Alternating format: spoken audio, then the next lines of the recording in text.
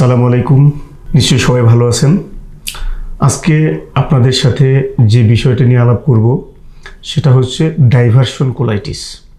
সাথে রয়েছে আমি ডাক্তার গোলাম মোস্তফা, সহকারী অধ্যাপক, কোলোরেক্টাল সার্জারি বিভাগ, ঢাকা মেডিকেল কলেজ।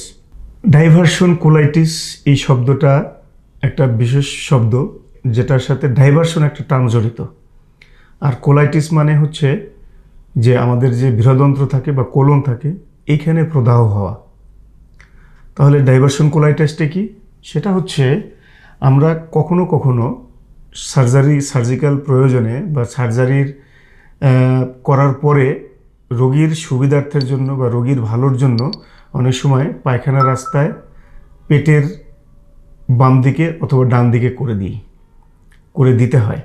তো এইটাকে বলা হয় মূলত ডাইভারশন, অর্থাৎ তার রেকটামে সার্জারি হলো, সেখানে জোড়া দেওয়া হলো, কিন্তু তার আইলিয়াম বা পেটের ক্ষুদ্রনালী পেটের ডান দিক দিয়ে বের করে রেখে দেওয়া হয় এই কারণে যে ওই জোড়াটা যদি ছুটে যায় তার পরবর্তীতে যে সমস্যাগুলো হতে পারে সেগুলো যাতে না হয়।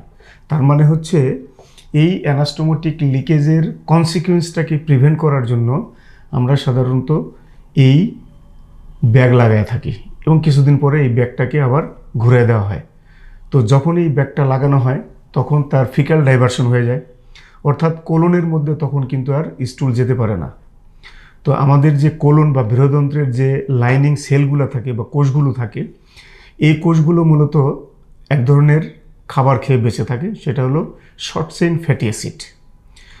যেই শর্ট চেইন ফ্যাটি অ্যাসিডগুলো আমাদের খাবারের মাধ্যমে যায় এবং আলটিমেটলি স্টুলের মধ্যে দিয়ে সেটা বা পায়খানা বা মলের সাথে এটা থাকে, যেটা বৃহদন্ত্রের এই লাইনিং সেলগুলো এই শর্ট চেইন ফ্যাটি অ্যাসিড খেয়ে তাদের সেলগুলো বেঁচে থাকে।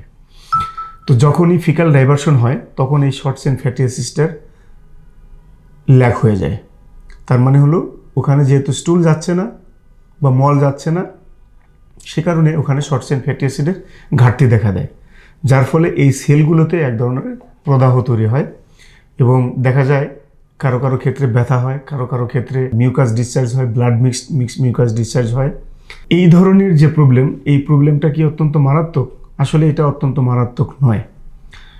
এই ঘটনাটা শুধু ডাইভারশনটাকে যদি আমরা ঘুরাই দিই, তার মানে হলো ওখানে স্টুল বা এই শর্ট চেইন ফ্যাটি অ্যাসিডের সার্ভিসটা বা সাপ্লাইটা বেড়ে যায়, তাহলে কিন্তু এটা আবার রিভার্সেবল। তার মানে হলো এটা পুরোপুরি নিরাময়যোগ্য, তার মানে হলো এটা রিভার্স করা সম্ভব।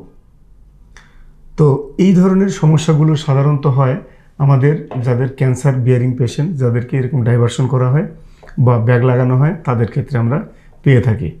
তো এইটার প্রিভেনশনের কি কোনো ওয়ে আছে? ভার্চুয়ালি এটার প্রিভেনশনের কোনো ওয়ে নেই, কারণ হচ্ছে এটা ডাইভারশনের কারণে ওই শর্ট চেইন ফ্যাটি অ্যাসিডের ল্যাক হওয়ার কারণেই এই ঘটনাটা ঘটে।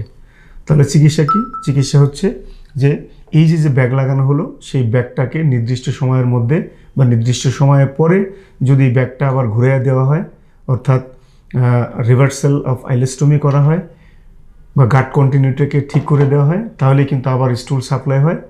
স্টুলের সাথে যে শর্ট চেইন ফ্যাটি অ্যাসিড হয়, সেই ফ্যাটি অ্যাসিডগুলোকে আবার এই সেলগুলো টেক করে কিন্তু তারা আবার স্বাভাবিক পর্যায়ে চলে যায়। সাধারণত এই ধরনের প্রবলেমগুলো আমাদের কাছে ফ্রিকুয়েন্টলি আসে, আমরা এগুলোর চিকিৎসা দিয়ে থাকি। তো এই ধরনের কোনো প্রবলেম বা কোনো সমস্যা যদি আপনাদের কারো থেকে থাকে, তাহলে এটা নিয়ে দুশ্চিন্তাগ্রস্ত হওয়ার কারণ নেই, কারণ এটা থেকে আবার ক্যান্সার হবে না। এইটা নিজেও ক্যান্সার না, এটা শুধুমাত্র একটা রিভার্সিবল কন্ডিশন, যেখানে ফ্যাটি অ্যাসিড সাপ্লাই পেলে এই কোলাইটিসটা স্বাভাবিক হয়ে যায়। মূলত এটা কোনো অ্যান্টিবায়োটিক দিয়ে চিকিৎসা করা যায় না। এটার চিকিৎসা হচ্ছে যে ওই জায়গাটাতে তার যে খাদ্য, অর্থাৎ শর্ট চেইন ফ্যাটি অ্যাসিডটাকে সামহাও সাপ্লাই দেওয়া। তো আপনাদের এই বিষয়ে যদি কোনো প্রশ্ন থাকে, কোনো জিজ্ঞাসা থাকে, সেক্ষেত্রে আপনারা আমাকে জিজ্ঞেস করতে পারেন, ইনবক্স করতে পারেন। আমি চেষ্টা করব সময় মতো আপনাদের এই প্রশ্নগুলোর জবাব দেওয়ার জন্য। ধন্যবাদ, ভালো থাকবেন সবাই।